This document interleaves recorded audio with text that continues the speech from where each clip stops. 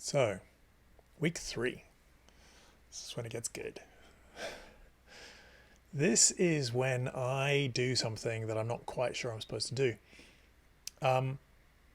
So, there is a school of thought when it comes to meditation, which is you give people this instruction. Okay, so here is how to meditate. Pay attention to the breathing. When you get distracted, bring your attention back to the breathing. Start again. Come back in 20 years. So that is one approach. And some people might call it keeping you in the dark school of teaching.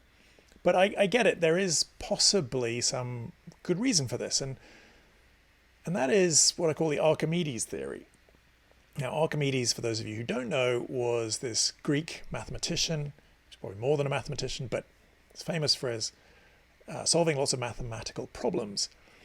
And he was really struggling. There was this complex problem that he was trying to work out how to do. And that is that it's relatively easy to work out what the volume is of a regular shaped object, like a cube, especially like if it's a box with equal sides. You just multiply the height by the width by the depth or whatever. So it's the 3 dimensions. You multiply those 3 together and you have the volume. But if you're trying to work out what is the volume of an irregularly shaped object, for instance, like a human body, it's very difficult. It doesn't conform. You can't just take 3 measurements and multiply them together and then work it out. Not accurately anyway.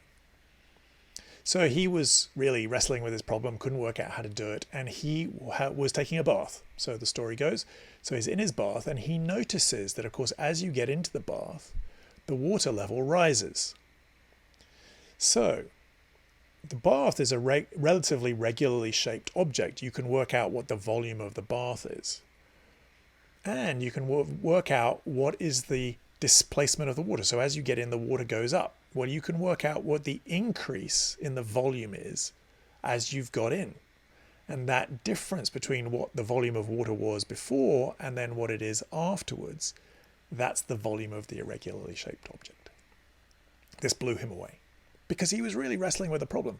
And so the story goes that he got out of the bath and he was so excited by finding the solution that he ran through the streets naked, yelling, "Eureka."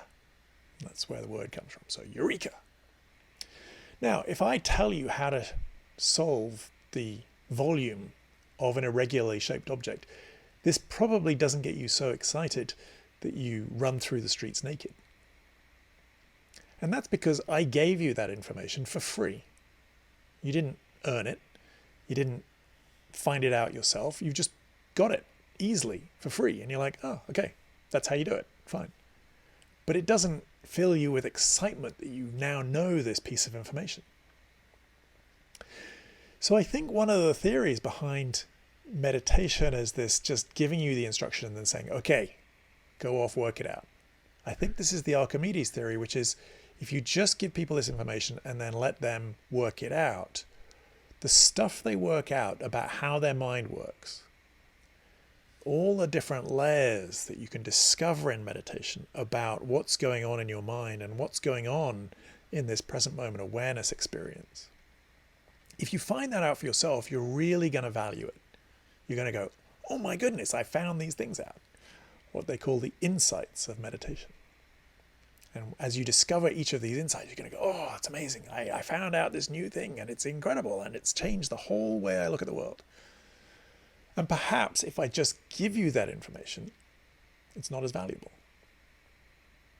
However, and this is maybe where I'm a bit naughty, I find it incredibly frustrating that there were certain things that took me years and years and years to work out. And so I just wish that I had known these things at the beginning. It feels to me as though I wouldn't have wasted quite so much time doing it wrong, or not really understanding what it was and going about it the wrong way. So I'm going to try and fast forward some of your practice. And I hope it's not the wrong thing to do.